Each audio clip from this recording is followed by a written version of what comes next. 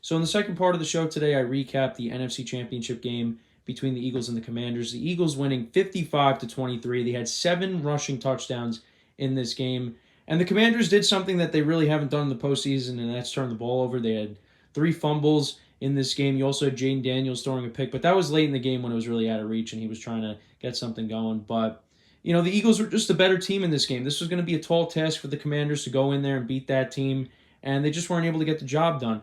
They did try to set the tone in the beginning of the game. They marched down the field. They converted on fourth down a couple of times, and they didn't go for it on fourth down a third time. They elected to take the points. But then once Saquon Barkley scored that 60-yard touchdown on the first play of the Eagles' first drive, you kind of knew it was going to be a long day for that Commanders defense. And, the Eagles ended up running the ball for over 200 yards against this Commanders team. But props to them. Not a lot of people expected them to get to this point. There's a lot to look forward to if you're a Commanders fan. For the Eagles, they go back to the Super Bowl, the second time in 3 years, and they will be playing against the team that knocked them off a couple of years ago, and that's the Kansas City Chiefs. So we'll see what happens in that game. But what were your guys' thoughts on the NFC Championship game?